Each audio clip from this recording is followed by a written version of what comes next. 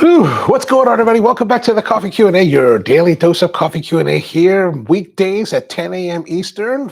How y'all doing? I'm Jay, your host. Welcome to the show. Again, we're here.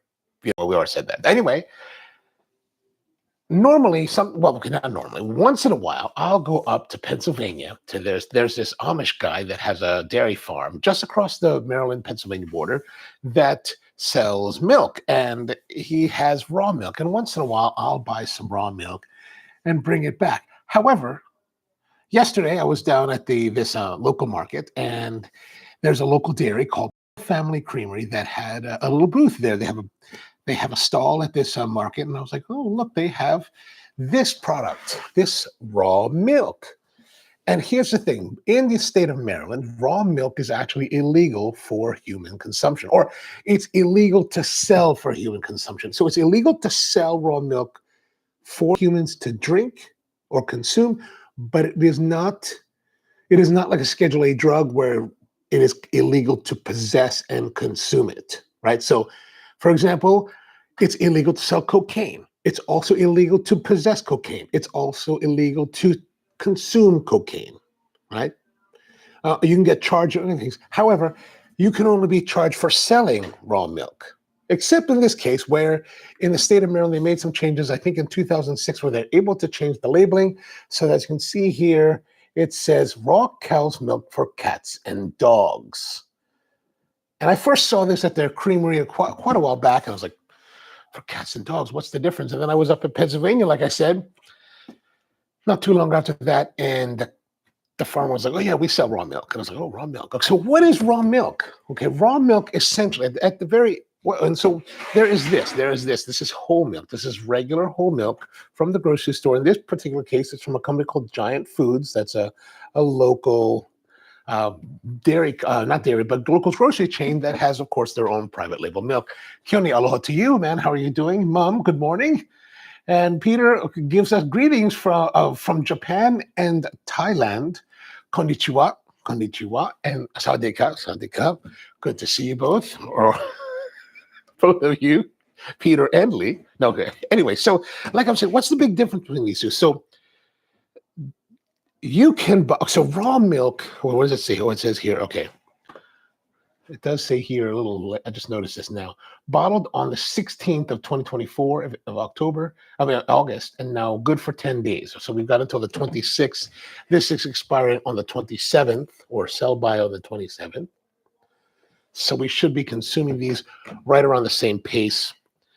So what's the big difference between these two? Of course, the biggest difference is the pasteurization. The pasteurization is basically, you guys are all familiar, but pasteurization is basically taking a product, heating it to a temperature so that you will kill most of the germs, bacteria, and pathogens that are in the product, naturally in the product. So raw milk has the potential for these bacterial contaminants, right? One of the things like Salmonella, E. coli, Listeria, Campylobacter, things like that that can cause illness or food poisoning can be present in the raw milk. Now, I have not had that. There are stories of people like getting severely ill from drinking raw milk. I have not had that experience. I don't know if that's because my stomach is, quite fierce, or I've just been lucky. Probably the latter. And who knows? Maybe today will be the day that we will not have any more live streams after this moment. Gray Suit says that raw milk is way healthier than the pasteurized stuff, for sure. Because one of the things about pasteurization, we're heating the product, so it kind of denatures it a little bit. They say that it removes, I don't know how true this, but I've read something where they said that it removes the lactase from the milk, or kills the lactase.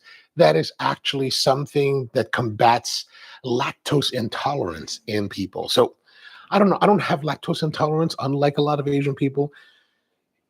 And I don't know, you guys are, especially like Kioni and Peter, you guys are out there in other parts of the world. Do you find Asian people to have like lactose intolerance? Because I never had it. And of course, I grew up here. And I think my relatives in the Philippines, they all drink, they drink milk, but milk there is a little bit different, because unless you're going to the local, what's it called, SNR, which is kind of like the Philippine Costco, and buying this dairy milk called Sunshine Gold that is American made, and then I think it's made like this milk, frozen, shipped in containers, thawed out, and then sold as, kind of fresh milk there.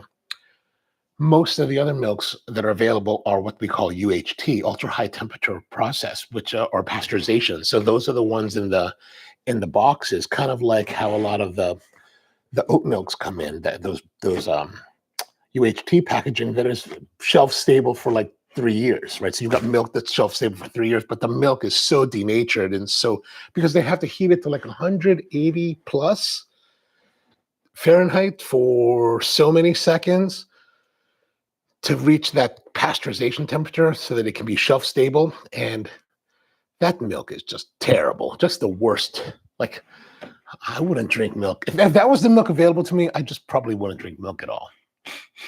Yeah, Empty Head says Louis Pasteur. Oh, yes, absolutely. Or Louis Pasteur. I love that. I love that. Now, so the big difference between these two, of course, the first thing is the pasteurization, unpasteurized. So this is just basically I'm presuming, and I haven't seen the process, but from my understanding, they'll take the raw milk from the cows, and then basically, I guess they're going to filter it, hopefully, or maybe not. I don't know. Maybe they'll just pump it into here and they're done. But how is this different than this milk, right? So this milk is probably 3.5% milk fat. This will have similar milk fat content, but I think there's more fluctuation because it's not processed. What happens is with commercial milk is that they will receive milk from all these dairy farmers that are pumping their cows, and they're putting them into vats, and then a truck will come, pump out their vats, put them into a tanker truck it over to the dairy, pump it back out, and then what they'll do is they'll strip the milk of the milk fat, right? So you strip the milk and leaving the milk water, you put the milk fat separately, and then what they do is they blend it back together. They blend the milk fat back into the liquid water base in 3.5% quantities for this, 2% or 1% for 2%, 1% milks, or they'll do it none at all for skim, and then the rest they'll take, and that's how they're going to make half and half. Half and half cream is 10% typically, and then your heavy cream is about 30 to 35%. So they'll take those fats and mix those back into it. And then they do this process called homogenization. What homogenization is basically, they're taking the milk and the fat and they're forcing it through these screens that actually emulsify the fat into the liquid, right? So that it's fully suspended. Like you notice with these type of milks, you never get any kind of clumping until it actually gets really time to throw it away, right? Once it gets really messed up, then it starts to clump. But in this case, you do need to, You do need to shake it because this has what's called okay, so if it's pasteurized, if they pasteurize this would and didn't do anything else, this would then become what they call creamline milk. And creamline milk is that old school milk where you find that the fats and the flat globules will clump, and you'll have to shake, right, in order to re-homogenize it. And then it'll fall out of solution again. You'll shake again. Keone says, I'm slightly lactose intolerant.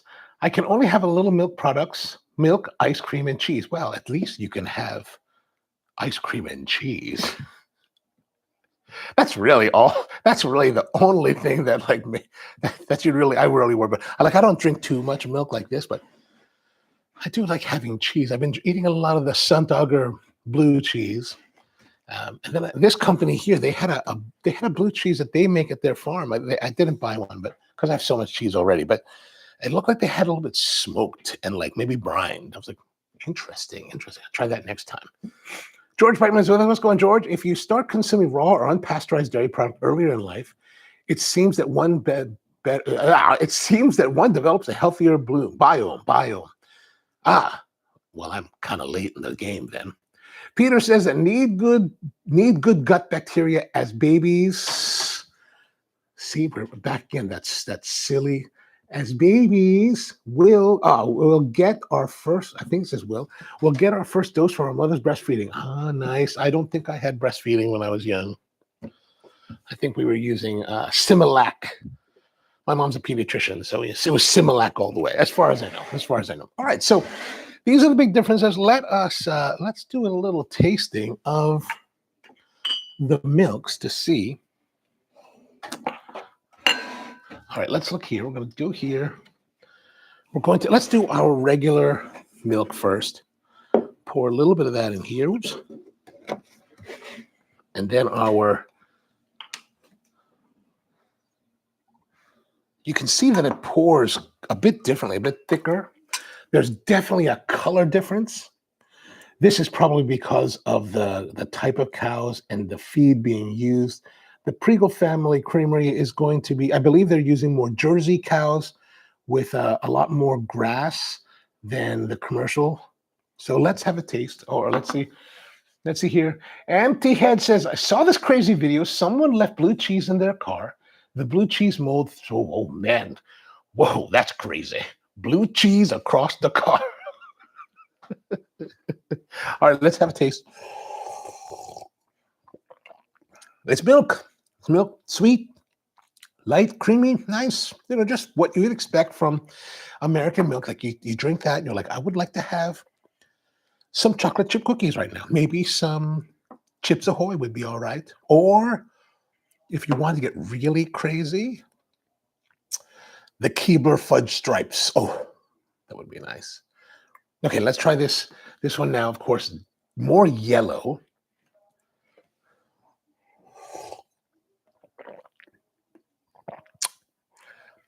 It's interesting. The flavor, there is a slight more creaminess. It's not as sweet.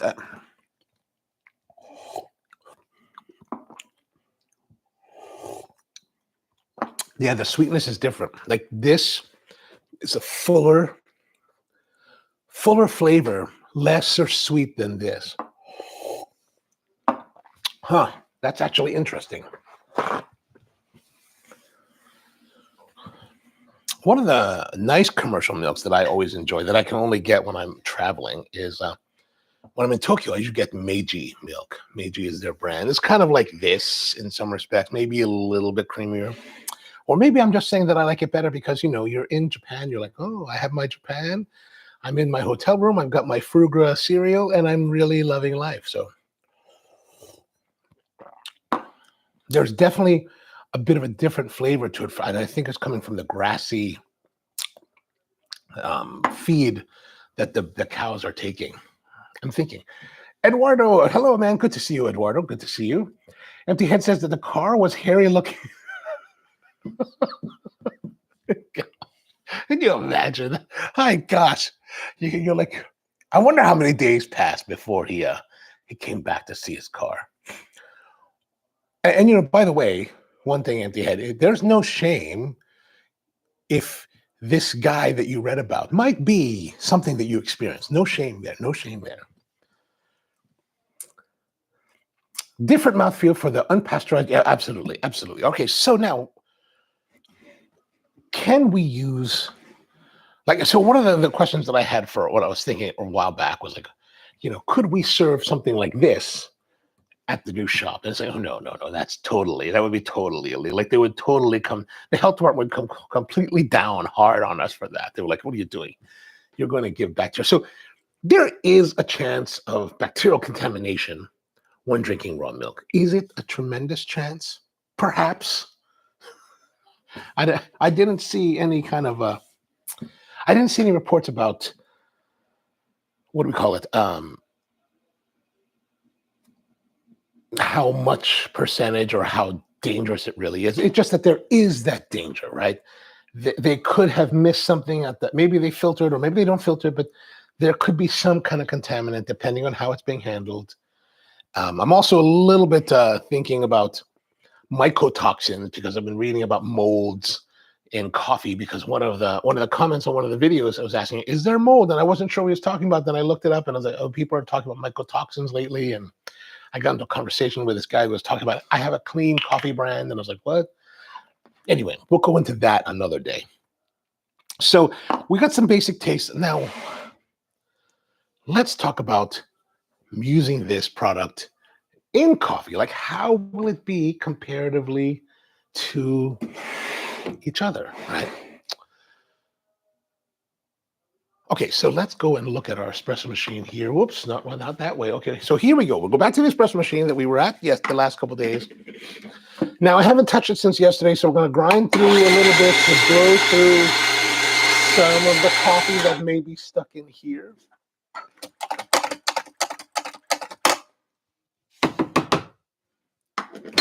How's our portafilter? A little bit dirty and a little bit in need of attention. All right, so we're going to wipe that out. Do we need to, we're going to come back to flushing. And so let's pull a shot and see how we are.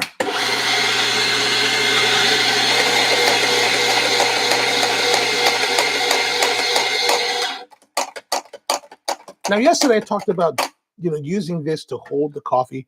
Sometimes we'll do that. And then other times I'll, just stop a little bit.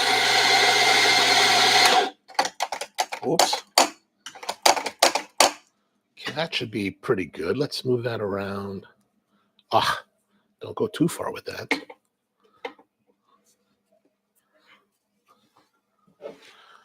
Then of course,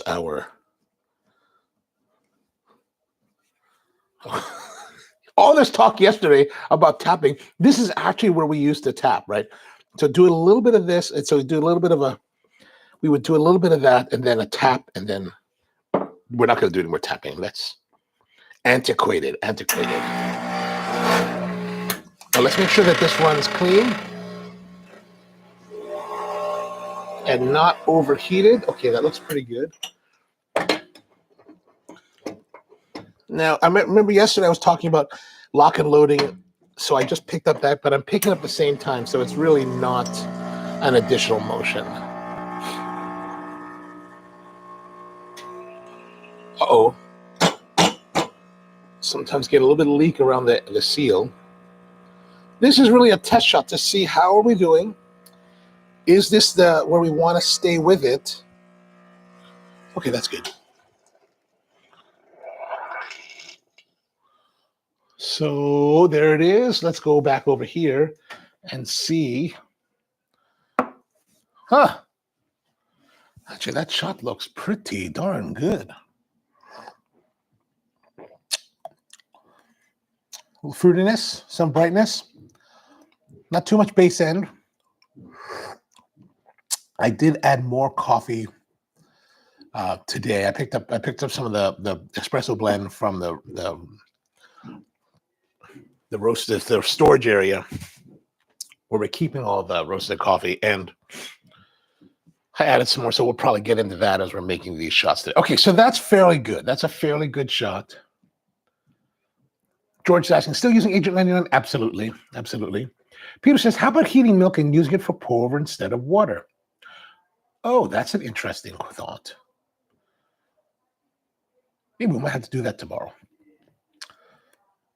Empty Head says, for all I know, this person could have done it on purpose. Yes, no. He certainly could have done it for purpose. Okay, so what we're going to do is we're going to make cappuccinos. Cappuccinos are kind of my thing, right? Like, I like cappuccinos. When I order drinks at a coffee shop, I usually will order. If I'm ordering a milk drink, it's going to be cappuccino. If you're a barista that is applying for a job with me and you have experience, we will be asking you to make a cappuccino along the way. Some people always, and actually, I found out that a lot of baristas that worked for me and that have around the city and then moved on around the city, their insider joke was that it was the fact that I make them make all cappuccinos. Like I found that out a few years back. I was like, oh, that's funny. So we're going to use some tools here. We got our 20-ounce pitcher. This is a brand called Liqueur. I've typically been using this brand called Rattleware over the last couple of years, and this Liqueur is actually here's something for this. Liqueur is actually one that's from the house here, and this is what I keep with this espresso machine, and it's about 20 years old. Look how nice that is. One of the things when I had we had a location at a library for 6 years, and I'm kind of crazy about standards with our baristas, and so we always taught them clean the pitchers, rinse the pitchers, clean them out, polish them up, make them look nice. And I remember before I sold the location to one of my other baristas, I looked at some of the pictures and I was like, wow, they're still like they kind of look like this. And this is hardly ever used because it's here at the house. But the ones that they had at that location were heavily used. The ones in Hamden were pretty close after 12 years. Not perfect, but I do believe in making sure that you try to keep your pitchers clean. What I like about this pitcher is the spout, right? So this is a 20-ounce pitcher. This is enough. So we will fill the milk to here for a latte, a 12-ounce latte. We make 12-ounce lattes at Spro, and we make 6-ounce cappuccinos. For lattes, this should be the right amount of milk to fill it. For cappuccinos, fill it to about there. Normally at Spro, we will have actually two sizes of pitchers, this 20-ounce and a 12-ounce pitcher. I just couldn't find the 12-ounce pitcher. I don't know where they went. They're all somewhere. They're somewhere. Who knows? Who knows? We're still in the midst of moving and everything's still in boxes. So I'm lucky to have this. I was lucky to have this, and I was thinking, what am I going to use for like cups? And luckily, I have a couple cups here. These old school La Marzocco out of the box cappuccino cups. These are 6-ounce ACF cap cups. Actually, the cappuccino cups that I really prefer for this are actually made by Illy. Those Illy with the donut handles. I just love the shape. So what I really look for in cappuccino cups are the shape. Like this is pretty decent, but it's a little bit flat. I love the really round bottom of the Illy's more than this. Yeah, this is good. This is good. Illy's better. I know a lot of people love those not neutral cups. I can't say I hate them, but I'm not impressed. I'm like, like I knew Intelligentsia was pushing it really for a while, and I was like, meh. I got one from them, and I tried it, and it's nice, but I prefer the Illy. It's just better. And that flat top, I'm just like, what do you? It's not my style. It's not my style. That's all. It's not my style. Better hurry and pull those cappuccinos, otherwise we're too late. I know. Well, we still have another hour and a half. Don't worry.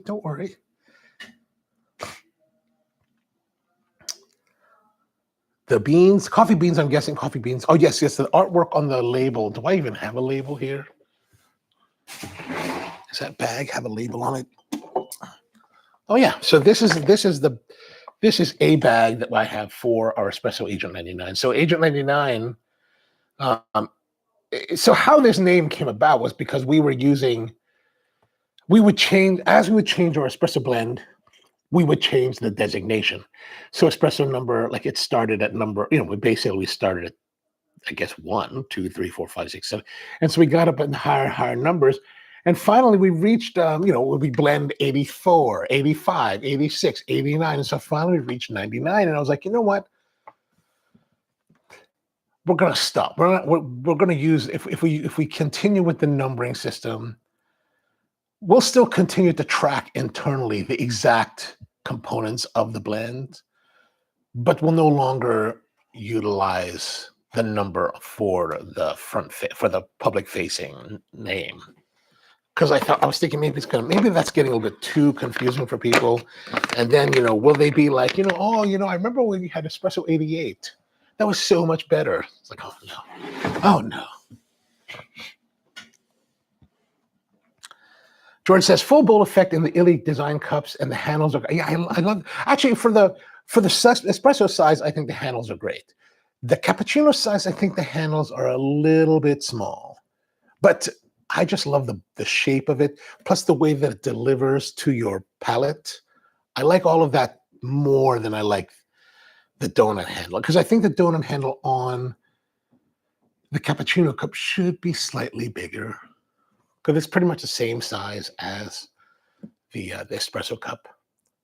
I never got into the limited editions because they kind of got wildly expensive, and then we break the cupware like regularly, so it's like, oh, my $200 cup is gone.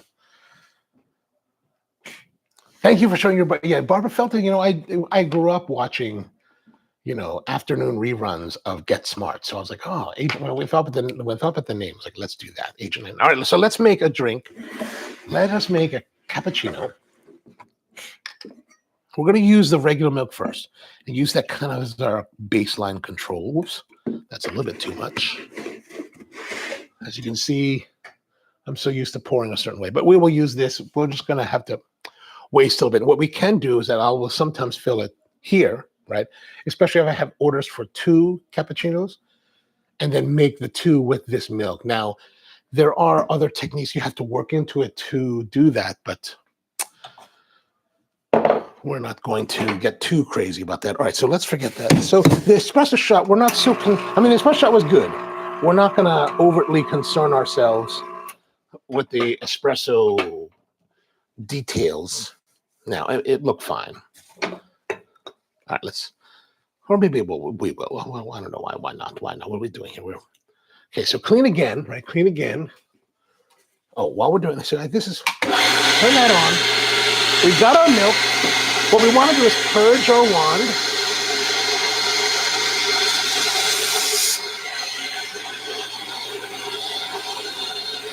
Whoa. It's probably a little bit more coffee than we need to. Right, there we go. Woot, woot, woot, woot, woot, woot, woot, woot, woot. A little bit extra off. Good.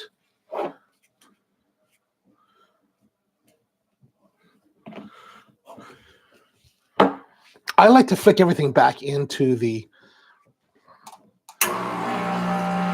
Okay, so there we go. Into the hopper, just so that we have it there. All right, lock and load. Oh, that's a little bit full. Put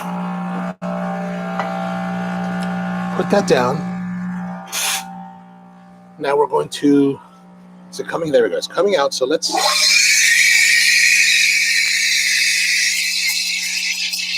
I don't know if you can see that too well. Oh. Gosh, sorry.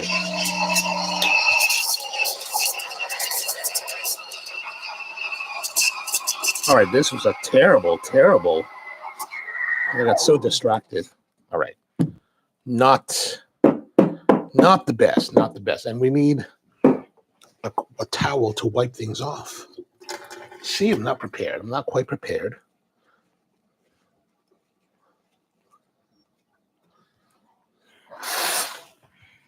Okay. Could be a lot better. Wow, that was actually shockingly bad. Let's look at our little bit of holes there because, just kind of let it go. And then look at this weak milk. Look at that, all bubbly. Now, here's the thing about milk. I'm going to tap it out to try to get that. And I'm going to swirl it around to incorporate.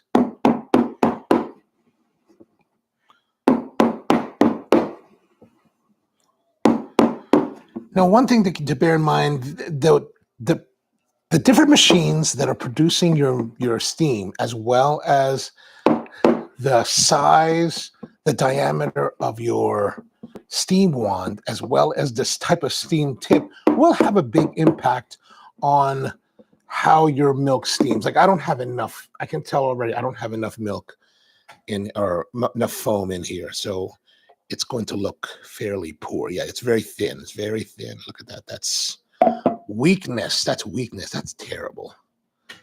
That is terrible. Like this, I would not serve to a guest. So if you came to Spro and we were making espresso, we would not serve this to you. Look at that. That is just rubbish. Let's taste it, though. Yeah. This is slightly too cool. Terrible. Not even worth continuing with that. Let's do it again.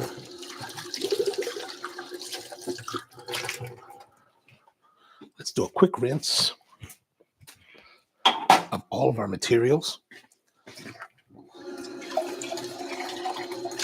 Okay, I'm going to give you my excuse. My excuse for today is that I have not made a milk beverage. Have I made a milk beverage on this show before? Because if so, that would have been the last time that I made it. It's been a while. It's been a long time. And this is quite terrible. So let's have a look at our puck. See, just so that we can at least Okay, that looks pretty good. A little bit of over extraction. We can see that here, but we already saw that in the 2 dots that were on the. So I'm just rinsing out the. Oh, see, I'm making a mess. This is why you have to be careful. You make messes, and then you have to.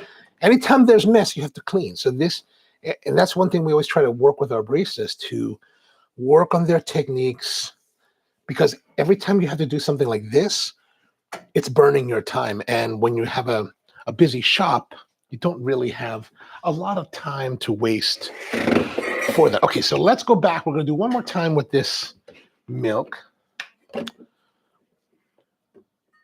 I'm going to go right there. That should be good enough.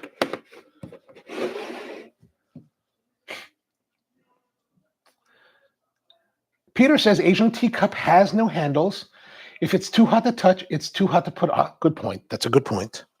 I do have a couple of those. I like those. I have this one that's like kind of green ceramic. I think it's really pretty. And Peter also says you can't beat real milk, but oat milk is okay. You know, I'm not a big fan of oat milk.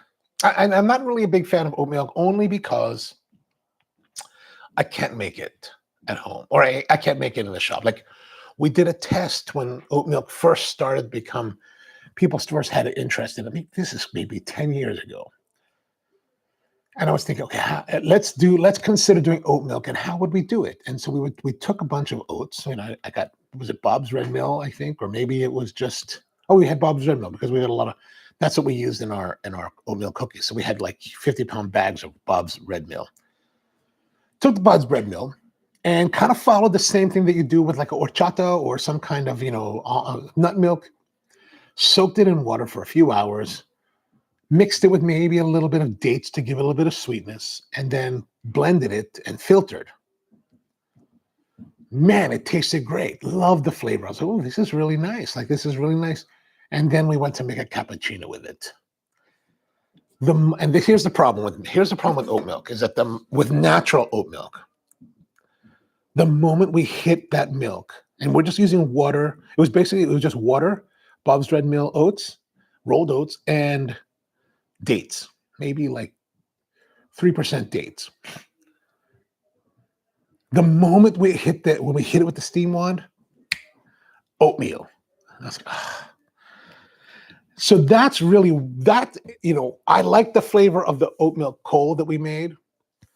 I didn't like the fact that it turned to oatmeal, and it said to me that we will not serve oat milk because the only way to make oat milk not turn into oatmeal is that you have to heavily industrialize it. And everything I read about it is like, oh, it's all heavy. I don't really read a lot about it, but everything I know about it is that it's very heavily industrialized. You have to add like, different types of oils to like do whatever they're doing. And so I'm just against that. I'm just against that kind of heavy processing of a product. I mean, the soy milk that we had offered for many years was as hardcore industrial that we ever got. Like, that was the only thing. Everything else we made in-house. So it's, for me, oat milk isn't really more of a preference question rather than, and so with the impending opening of the new shop, that is still a battle in the mind. Like, do we go with the oat milk? Even though I'm vehemently against it. Like, I'm vehemently against using this heavily industrialized product. But I don't know. I'm interested to know what you guys think, though, on that subject. Thanks for sharing your repair recovery technique. Oh, you're very welcome. I don't know if that's repair recovery. It's just dump it out, start again.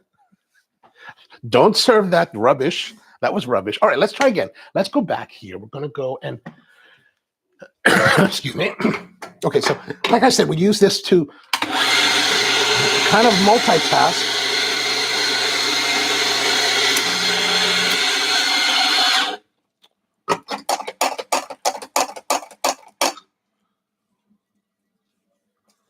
That may be a little bit low.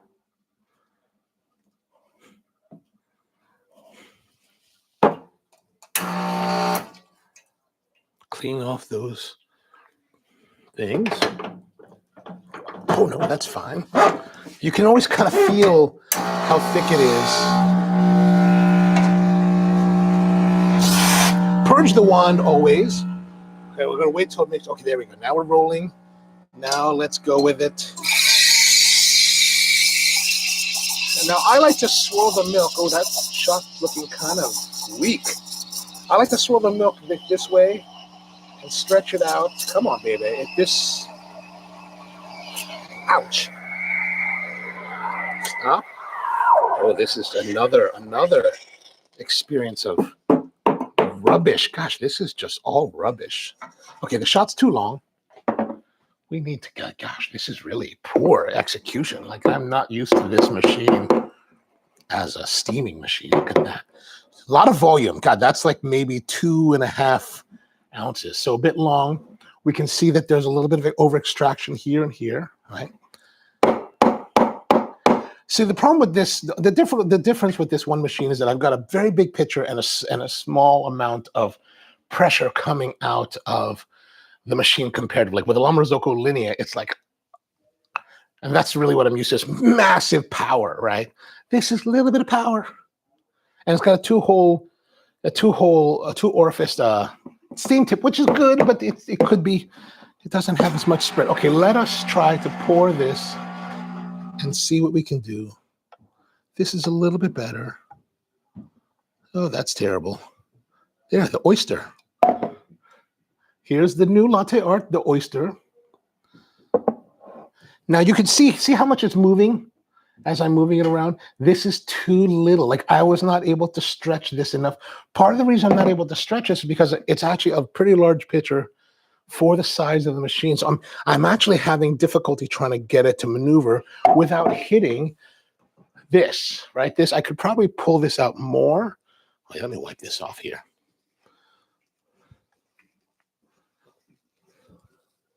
Really, what the problem is, I could probably come out a little bit more.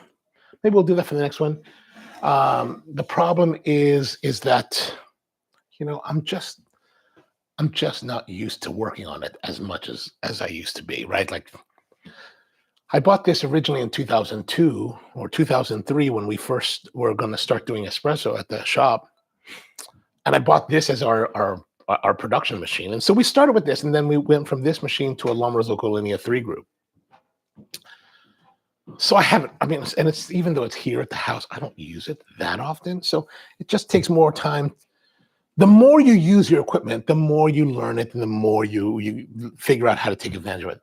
And since I'm kind of doing this on the fly, on the cold, you know, I'm just making excuses for you. So that's what it's all about. So here it is. You can see a beautiful oyster, ugly Rosetta with all of this. What is this? I don't even know what those, like, bubble points are. Who knows?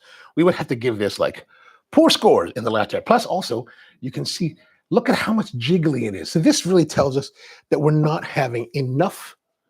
We're not having enough thickness of the foam. We want to have closer to 1/3 of the thickness in foam. I don't have a demi-tasse spoon here to show you, but basically what we would do is we would take a demi-tasse spoon. I will use this pair of scissors to do this, but we push this in here and push it back. But you can see already right there, you can see through it. And look how thin that is. That's just, we will tut that thing. We will tut that, because that is just not, this would not be acceptable to serve to guests.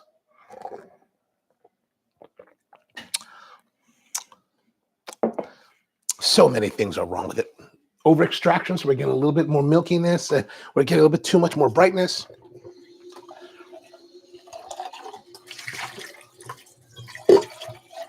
Rinse this out. Essentially, we're just having disaster. This is just disaster.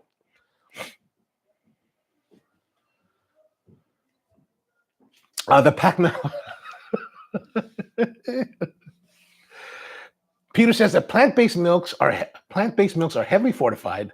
Yeah, that's my biggest problem with them, is that, you know, I don't mind, like, almond milks or things like that, especially if we can make in-house macadamia nut milk. We made that in the past. We can make that and make it from, hopefully, what are thoughtfully sourced ingredients, right? when it comes to nuts, I have no idea if we're sourcing them well, but hopefully they're thoughtfully sourced. Or at least we can make them thoughtfully, right? Like I can get like different types of dates that can work. Sukadi or like I like Sukadi, so that's my first one. Ajwa would be. Huh. If we use the Ajwa, I think the Ajwa is also known as the prophet's date. We could make the prophet's latte. Huh. Of course, if you don't use it in the right context, people can get upset, declare jihad, and then everyone's like, coming to the shop for wrong reasons. Then I'll get Fox News and CNN there. Oh, it'll be crazy. It'll be crazy. Eduardo says, we used almond cow recipe for our oat milk, and it came out great, but it was a lot of work. Oh, when you say almond cow recipe, what does that mean? I'm not familiar with that term. And Cutie says, I think that is so true. I think I can pull better shots with my lever machines because I'm used to them.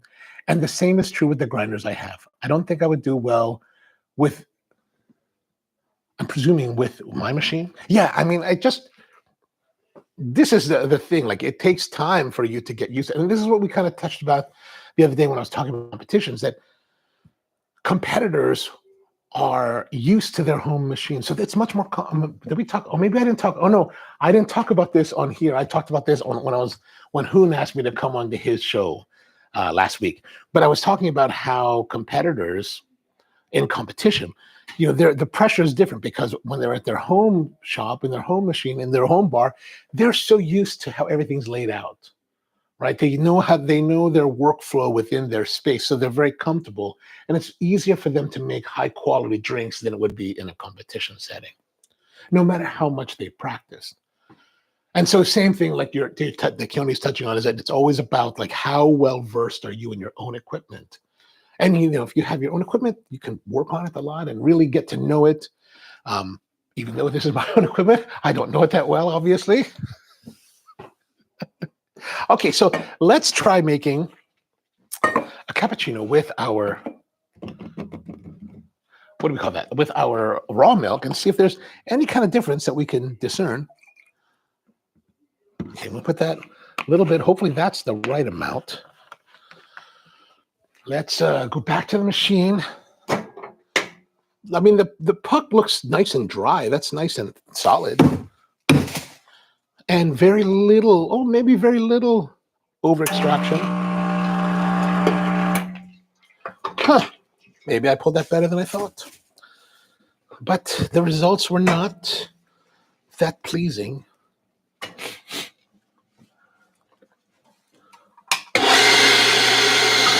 Plus everything, as you can see, I'm trying to reach around because everything's a little bit crowded. In a bar setting, like at the shops, I would have it a little bit further spread apart so that there's more room to work. And the layout would actually be slightly different than this. Like that's always in the way.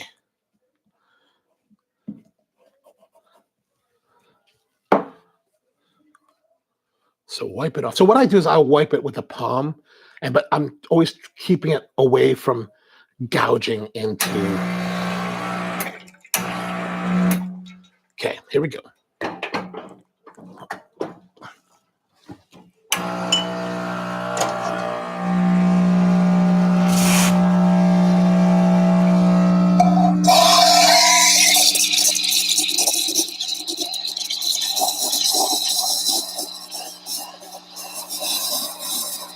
Yeah, like I'm having a hard time finding the sweet spot to swirl the milk. Oh, that's done. And that's done. I think that shot's a little bit better. Mm-hmm. Now here's good. I thought that when I pulled the shot or pulled the cup, I thought that I dribbled down the sides, but luckily there is no dribble here, so that's nice to see. So shot looks fairly decent. This is a little bit better with the steaming. Not as many. I mean, there's still more macro bubbles than the micro bubbles that I prefer. Oh, we got to turn it this way because it's always about facing the guest. Oh, still not enough. Still not enough. Yeah, still not enough stretching. I'm really having difficulty stretching the milk today. Look at that. Papillon. This is Papillon. Papillon morphing into Batman. That's my latte art today. Eduardo says almond cow is a machine. Almond cow. It's a machine that is used for alternative milks. They upload the recipes, but you can use them without the machine. Oh. So almond cow recipe for so almond cow's recipe for oat milk, but you making that without the machine. Understood. Now, I'll look it up, but I'm presuming that you're using raw oats and then maybe mixing it with some kind of liquid that's infusing it. But when you heat it, doesn't it turn into oatmeal? Or how do they avoid that? I'll look it up later. But all right, so let's look here. Like this is, I can't really tell if it's like Papillon, maybe Batman, or Casper the Ghost. But you can see it's a little bit, so the crema looks a little bit better here with the foam in the milk. We don't have the bubbling that we had here. It's a little bit better quality. That's probably because I'm getting more used to it. This is the raw milk. This is the raw milk, Keone. Let's you can see a little bit of difference in that. This still, even though it looks fairly close, this is still slightly more yellowish than this one, the white crema or the white foam. All right, let's taste and see if there's any.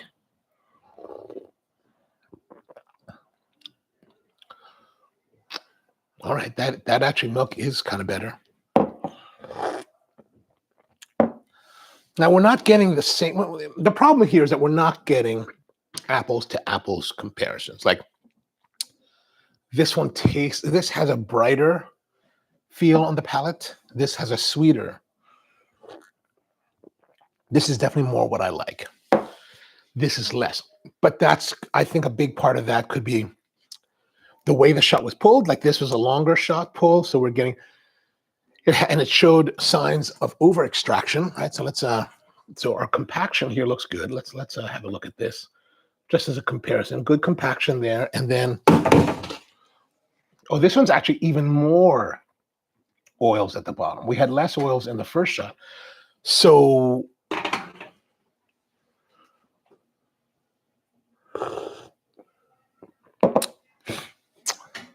I think what we're dealing here with is some variances in quantity of coffee, perhaps less quantity of coffee versus higher quantity. So this had probably less grams of coffee, but greater volume of pull, where this one had probably more grams of coffee, lower volume of pull, but more over extracted.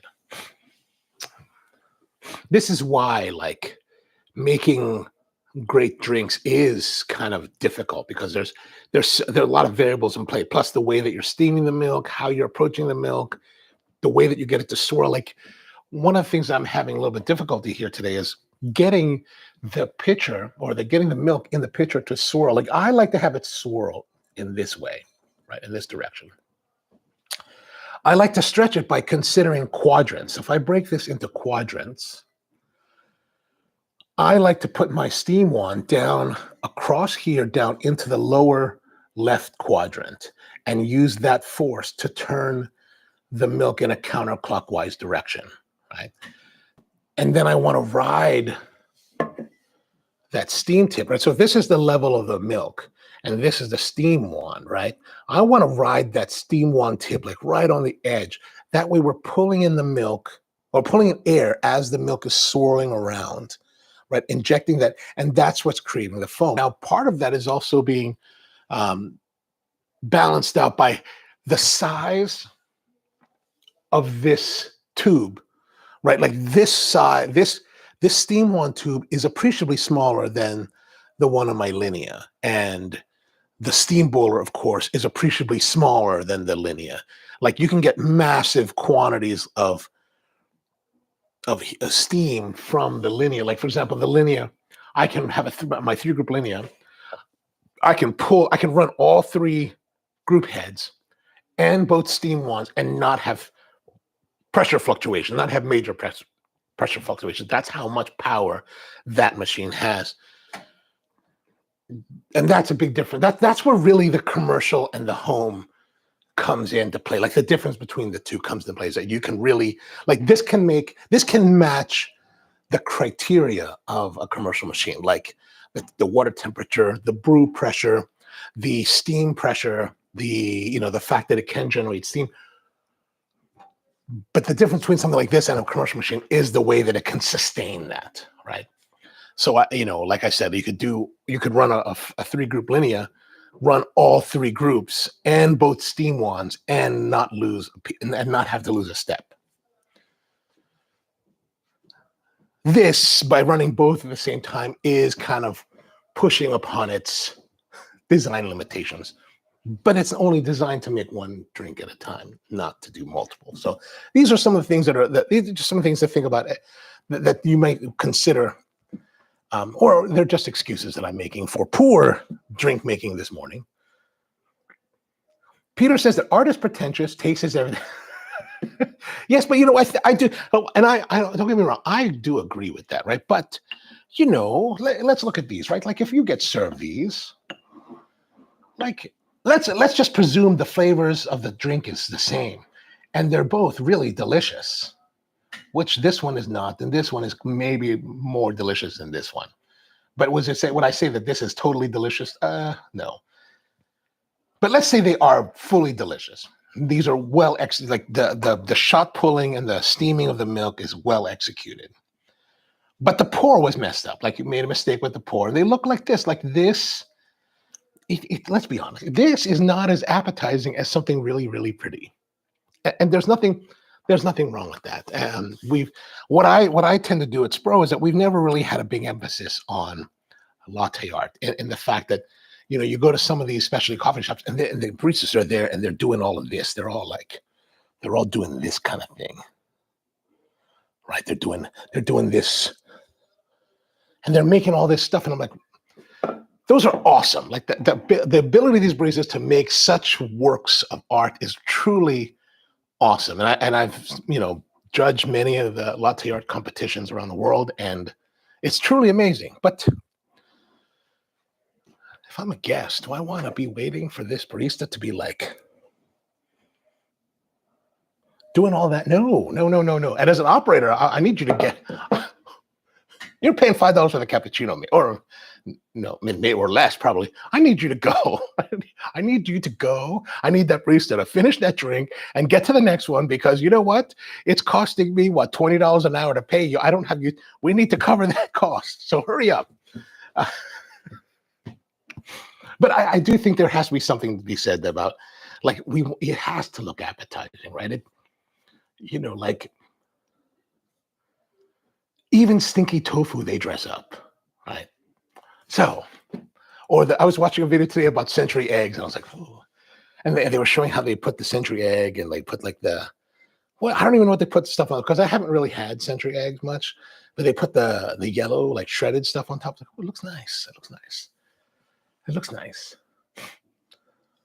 Kenny says, you're becoming the first impression. Oh, thank you. First impressionist latte artist. I love it. Is the steam rendering the milk fat within the raw milk? Says Empty Head. I do not believe so. Like, it's not. Let's have a look.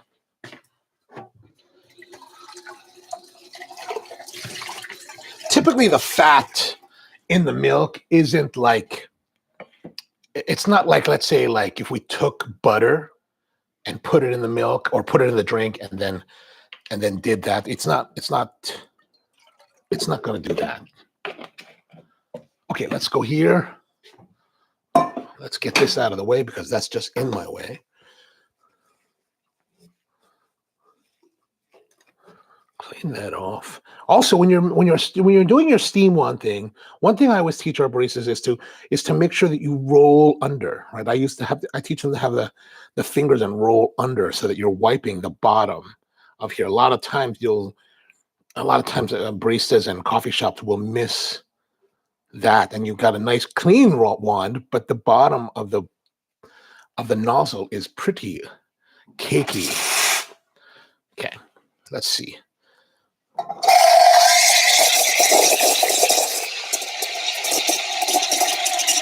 Yeah, I'm having a hard time getting it to roll. See, look, it's just kind of jumbling around.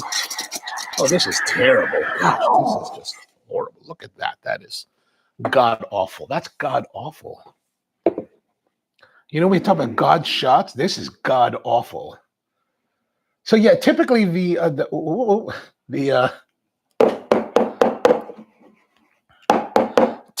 me watch this out too.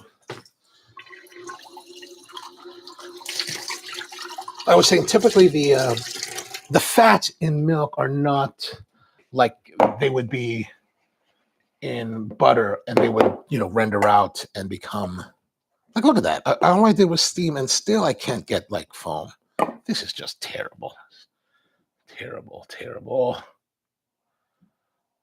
Yeah, there's no rendered fats in this. That's just not the way it works for the milk. George says latte art is too precious. While they play, my yeah, that's why at Spro, you know, we would teach the baristas how to make things like hearts, because the hearts are fairly simple. You're right. You're just kind of pouring. What you're doing is you're for the heart, you're pouring in the center, and you're letting the foam kind of come out and create a little circle. And then what you do is you just take that picture, or it's forming a circle, and then, you know, if you want to do this thing, you can, right? This wiggly thing, but that's advanced. We just teach them to pour in the center, right here, and then as they're finishing, push through, and that creates a circle. And then as they're pushing through, it creates that circle and then closes that circle, so you get a little bit of a heart in your drink, right? That's a real simple way of doing it, and I think that when you do that well, you know, guests enjoy that kind of thing. Like, especially, and we would do that on to-go cups, and we would actually serve the to-go cup. We would give, you know, there's a lot of like, I don't know, is it braggadocio, or, but you know, a lot of baristas want to be lauded for what they're doing. Like, you know, and like I remember, like we'd go to places and meet baristas, and they would be like, oh, we know so much more than the guest, or we know so much more than the person that walks in our shop. And I'm like, yeah, duh, dude. Like, you're a professional, a coffee professional. You should, by definition, know more than the guest that walks in the door. And if you don't, you're not doing the bare minimum of your job, right? Of the craft that you profess to like love. That's not, to my mind, that's not something to like, you know, have a chip on your shoulder about. Like, that's how it should be. Like, if the guest comes in knowing more than you, then what does that say about you? But anyway, like we would teach the baristas, right? Like, make your latte art, make that little design on the to-go cup that the customer takes, and put the lid on and hand it to them. Like, a lot of baristas, they want to give them and be like, oh, look at that. So, because they want, you know, and of course we all love to be recognized. We all love it. That's really the nature of it. Like, when I was, you know, on Thursday, I went down to the Delmarva Shorebirds game to go visit one of my old baristas, who's now the assistant director of operations at the stadium for food service, Rebecca. And I was like, you know, we're talking, and she's like, you know, there's something you told me years ago. And I was like, what's that? And he's like, that's always stuck with her. And she was like, you told me that everybody wants to feel special. And I was like, wow. And she was like, that's really hospitality. That really encompasses all of hospitality. And I do believe that. Like, our goal as in hospitality is to make every guest feel special. Give everyone a moment of time. But, you know, also, and of course, and what I'm saying, why am I saying that? Because the baristas themselves, they all, of course, everybody wants to feel special. I want to feel special, right? We want to be lauded for what we do. We want to be recognized. But like what I was trying to teach, and so that's why I know that a lot of them will give the latte art. But I like the idea of, here's your to-go drink. Oh, actually, look at that. There is foam. I don't know if you can see that on camera, but there is some foam. That's actually pretty good. But I love the idea of a guest coming, taking a drink to go, like a latte or whatever, and they get there, because we would prepare everything. We'd prepare the drink, put a lid on it, so that all they have to do is concentrate on drinking. But let's say they go out to their car or whatever, and they happen to pop the lid. Oh, there's latte art in there. And it's a little surprise. I love that. I love that idea. I love that idea. Did it ever happen? I don't know. Not too many people ever said it, if it did or not, but I just love the idea that it could happen. And should somebody look at their drink after they've received it, hopefully that brings a little bit of joy to their day.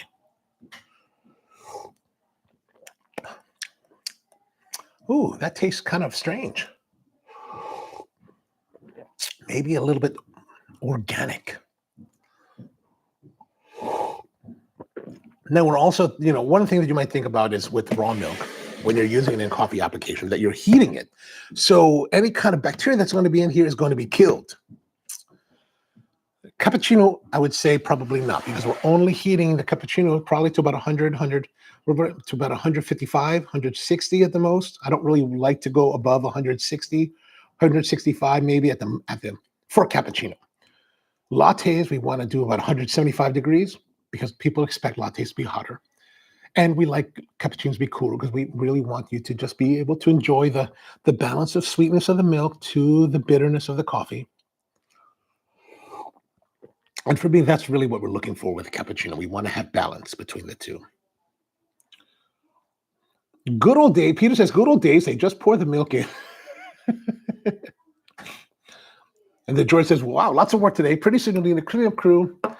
And just tell them it's modern abstract. It is just modern abstract. Always like, look at this. It's just look at that. It looks like a little file. You know what this is? It's the Amnesty International cappuccino. There it is. Perfect. All right. I see that we're past an hour. So we should wrap things up.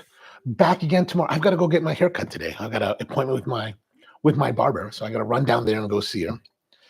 So back again tomorrow with more coffee Q&A. Maybe we're going to do this one about the Titanic coffee. I have to look at that.